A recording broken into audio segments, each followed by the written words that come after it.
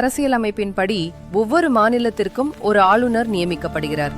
ஆளுநர் என்பது மாநிலத்தின் அரசியலமைப்பு தலைவராக செயல்படும் முக்கியமான பதவியாகும். மாநில அரசின் நிர்வாக செயல்பாடுகள் அரசியலமைப்பின்படி நடைபெறுகிறதா என்பதை கண்காணிப்பதும், மத்திய அரசுக்கும் மாநில அரசுக்கும் இடையே இணைப்பு பாலமாக செயல்படுவதும் ஆளுநரின் முக்கிய பொறுப்புகளாகும்.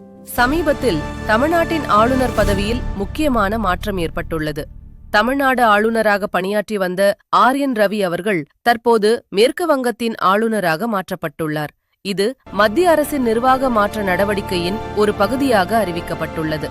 இதற்கிடையில் மேற்கு வங்கத்தின் ஆளுநராக இருந்த சி.வி. ஆனந்த போஸ் அவர்கள் தனது பதவியிலிருந்து விலகியுள்ளார். இதனால் அந்த மாநிலத்தின் ஆளுநர் பதவியில் ஏற்பட்ட காலியிடத்தை நிரப்பும் வகையில் ஆர்.என். ரவி அவர்கள் அந்த பதவிக்கு மாற்றப்பட்டுள்ளார். இந்த மாற்றத்தின் காரணமாக தமிழ்நாட்டில் ஆளுநர் பதவி தற்காலிகமாக காலியாகியுள்ளது. இதனை சமாளிக்கும் வகையில் கேரள மாநில ஆளுநரான ராஜேந்திர விஸ்வநாத் அர்லேகர் அவர்கள் தமிழ்நாடு ஆளுநரின் பொறுப்புகளை தற்காலிகமாக மேற்கொள்ள உள்ளதாக அறிவிக்கப்பட்டுள்ளது. மேலும் இந்த மாற்றங்களின் போது நிர்வாக தொடர்ச்சியை உறுதி செய்வதற்காக மணிப்பூர் மாநில ஆளுநரான அஜய்குமார் பல்லா அவர்களுக்கும் கூடுதல் பொறுப்புகள் வழங்கப்பட்டுள்ளதாக தகவல்கள் தெரிவிக்கின்றன.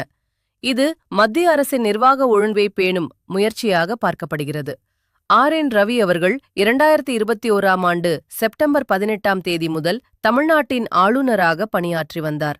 அவர் பதவியேற்ற பிறகு மாநிலத்தின் அரசியல் மற்றும் நிர்வாக நிகழ்வுகளில் முக்கிய பங்காற்றினார். முன்னதாக அவர் இந்திய போலீஸ் சேவையில் பணியாற்றிய அனுபவமும் தேசிய பாதுகாப்பு மற்றும் நிர்வாகத் துறைகளில் பெற்ற அனுபவமும் அவரை ஒரு திறமையான நிர்வாகியாக உருவாக்கியது.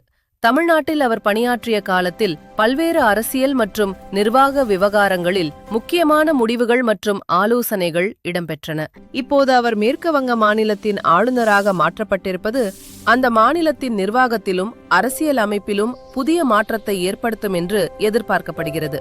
முடிவாக பார்க்கும்போது மாநில ஆளுநர் பதவியில் ஏற்படும் இத்தகைய மாற்றங்கள் இந்திய அரசியல் அமைப்பின் ஒரு வழக்கமான நிர்வாக நடைமுறையாகும். இது மாநிலங்களின் நிர்வாக செயல்திறனை மேம்படுத்தவும் மத்திய மற்றும் மாநில அரசுகளின் ஒத்துழைப்பை வலுப்படுத்தவும் உதவுகிறது.